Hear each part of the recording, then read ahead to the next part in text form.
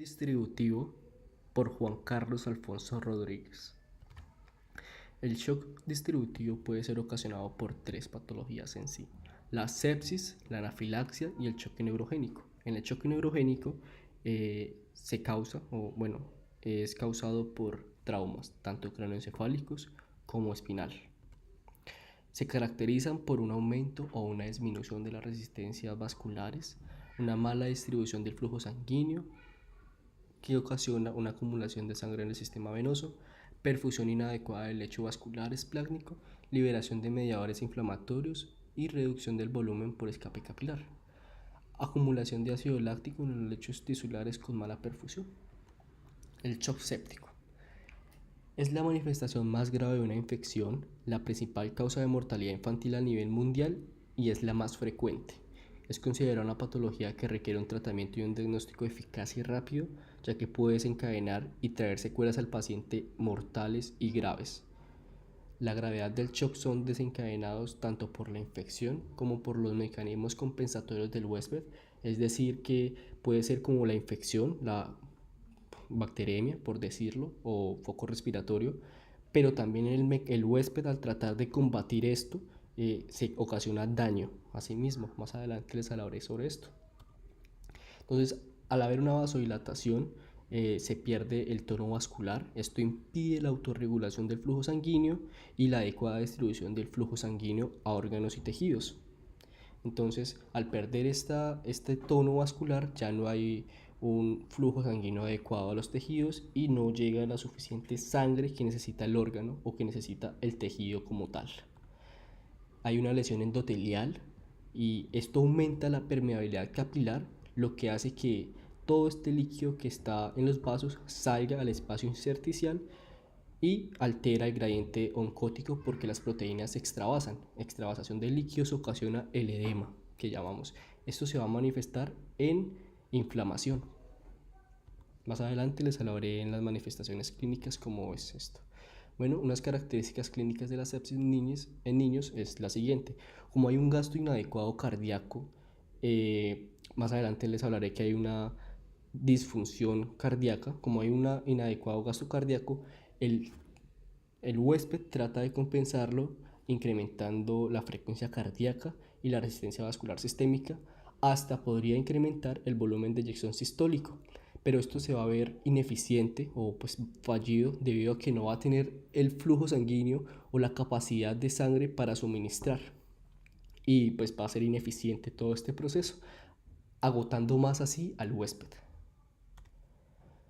En la clínica se va a producir una inflamación sistémica, como lo venía diciendo antes, por la extravasación de líquidos, por la, por la acción en el capilar y el daño capilar, en el endotelio también.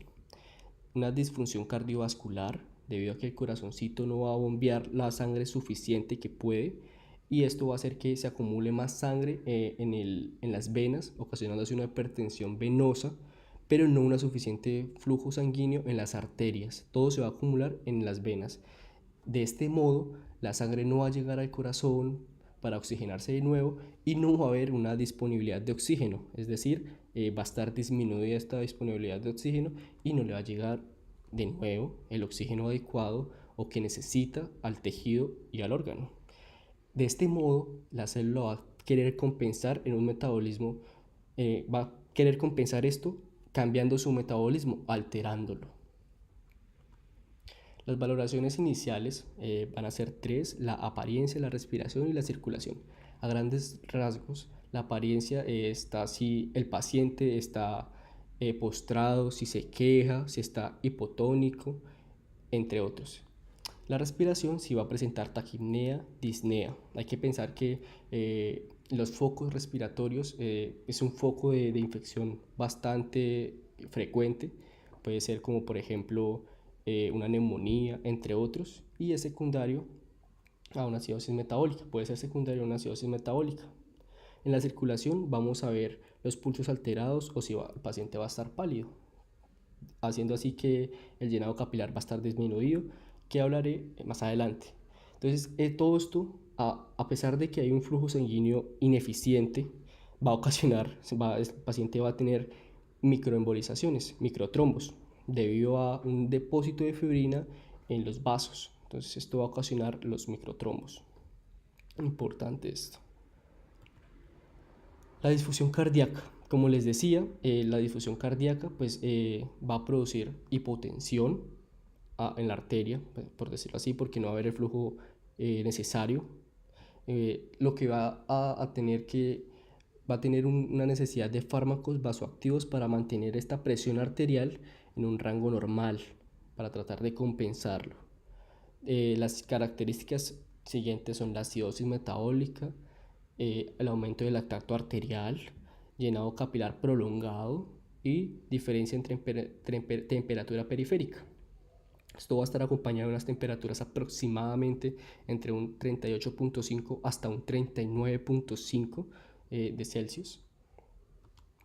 Y bueno, en sí la sepsis pues, va a ocasionar un daño capilar, lo que va a ocasionar que todo este líquido se extravase, ocasionando un edema. Al que este líquido se extravase, pues el flujo sanguíneo va a disminuir, también se va a dilatar y esto va a perder el tono arterial. Al perder todo esto, pensando a nivel de la arteria, al perder todo esto, el líquido se va a acumular en la vena, en las venas, acumulándose así y llegando casi a producir o produciendo una hipertensión arterial. Todo esto pues confluye y colabora a que haya una disfunción cardíaca. Esta es la fisiopatología de la sepsis, del shock séptico.